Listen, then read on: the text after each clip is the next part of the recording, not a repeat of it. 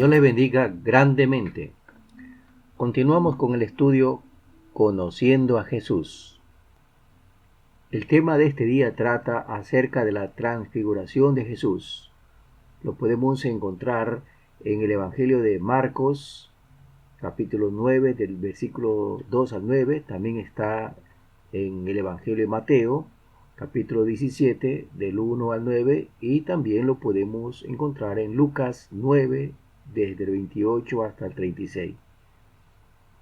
Este relato es muy importante porque describe quién es Jesús.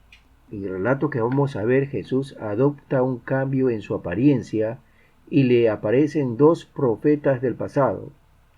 Además, se escucha la voz del Padre Celestial.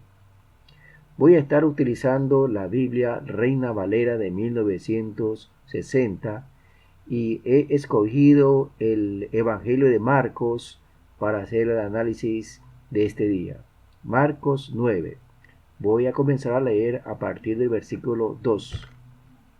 6 días después, Jesús tomó a Pedro, a Jacobo y a Juan y los llevó aparte solos a un monte alto y se transfiguró delante de ellos.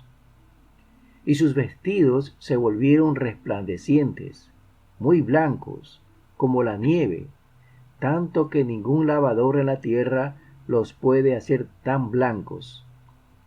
Y les apareció Elías con Moisés, que hablaban con Jesús. Entonces Pedro dijo a Jesús: Maestro, bueno es para nosotros que estemos aquí, y hagamos 3 enramadas, una para ti, otra para Moisés y otra para Elías. Porque no sabía lo que hablaba, pues estaban espantados. Entonces vino una nube que les hizo sombra, y desde la nube una voz que decía: Este es mi Hijo amado, a él oíd. Y luego, cuando miraron, no vieron más a nadie consigo, sino a Jesús solo. Y descendiendo ellos del monte, les mandó que a nadie dijesen lo que habían visto, sino cuando el Hijo del Hombre hubiese resucitado de los muertos. Jesús tenía 12 discípulos, como hemos visto durante todos estos estudios, quienes lo seguían a toda parte donde él iba, a fin de que sean testigos de sus obras. Y además le enseñaba todo lo que ellos debían luego compartir a la humanidad. Pero en esta ocasión en particular, solo escoge a 3 de los 12 y los lleva a un monte para que sean testigos de algo extraordinario y único en toda la historia de la humanidad. ¿Qué fue lo que sucedió?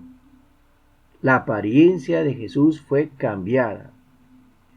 El texto en griego dice que Jesús experimentó una metamorfosis, es decir, que se transformó o se transfiguró delante de ellos. Los 3 discípulos vieron la transformación. Vieron a Jesús con una apariencia netamente humana cambiar a otra apariencia glorificada. Mateo describe que su rostro resplandeció como el sol, el texto paralelo de Mateo 17, versículo 2. Y no solo el rostro de Jesús resplandecía, también su ropa. El apóstol Juan, quien estuvo presente en la transfiguración de Jesús, afirma ser testigo de esa experiencia y lo menciona en su evangelio. En el evangelio de Juan capítulo 1, versículo 14, dice de esta manera: Y aquel verbo, haciendo referencia a Jesús, y aquel verbo fue hecho carne, y habitó entre nosotros, y vimos su gloria, gloria como del unigénito del Padre, lleno de gracia y de verdad. A todo esto aparecen en escena 2 profetas, Moisés y Elías. Moisés había estado en la tierra 14 siglos antes de Cristo, y Elías había vivido unos 900 años atrás. Y ahí estaban hablando con Jesús, como si se tratasen de tres amigos que se conocían por años. Probablemente Jesús le habrá aclarado a los tres discípulos que quienes aparecieron fueron Moisés y Elías, ya que era imposible que ellos lo pudieran reconocer. El Evangelio de Lucas describe algo muy particular sobre la apariencia de los dos profetas que estuvieron junto con Jesús. Dice de esta manera, Lucas 9, los versículos 30 y 31. Y he aquí dos varones que hablaban con él, los cuales eran Moisés y Elías, quienes aparecieron rodeados de gloria y hablaban de su partida que iba Jesús a cumplir en Jerusalén. Estos dos varones rodeados de gloria, como dice el texto, es decir, rodeados con un resplandor celestial, le recordaron a Jesús que tenía que ir a Jerusalén para experimentar su partida. El Señor Jesús, de la apariencia de un común humano, pasa a tener un cuerpo glorificado. Luego regresa a un cuerpo de un común humano a fin de ir a Jerusalén para sufrir humillación, experimentar un castigo injusto y doloroso, pasar por la muerte y por último resucitar con su cuerpo glorificado. ¿Qué le parece esto? ¿Usted lo haría? Después de experimentar una metamorfosis gloriosa, regresar al cuerpo humano para sufrir el calvario de la muerte. ¿Usted haría eso? Pues Jesús lo hizo. Estos dos profetas muy probablemente aparecieron para fortalecerlo a fin de cumplir con su misión, además de servir de testimonio para los tres discípulos que estaban presentes en ese monte. Es natural que los tres discípulos hayan quedado espantados por lo sucedido, tanto que Pedro se puso a hablar y a proponer cosas incoherentes. Y mientras Pedro hablaba, los cubre una nube y se deja oír la voz celestial, que dijo dos cosas que espero nunca lo olviden. Recuerden siempre estas palabras. Son incuestionables, porque son palabras que salieron de la misma boca de Dios. Esta vez, Dios hablando de forma directa para afirmar y ordenar algo al mismo tiempo. La afirmación fue la siguiente: este es mi Hijo amado. Y la orden fue: a él oíd. La voz de Dios prácticamente hizo callar la locura de Pedro. Si ellos estaban espantados por lo que veían, su estado emocional habrá incrementado al oír la voz de Dios. Ellos nunca olvidaron que Jesús es el único Hijo de Dios y que solo a Él deben oír y obedecer. Porque cuando Dios manda que escuchemos a alguien, es con la única intención de que obedezcamos lo que esa persona está diciendo.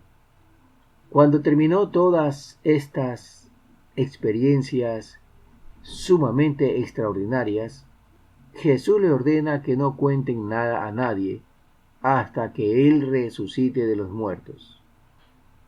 Por supuesto que los discípulos no entendieron lo que Jesús le pedía, pero parece ser que sí le obedecieron.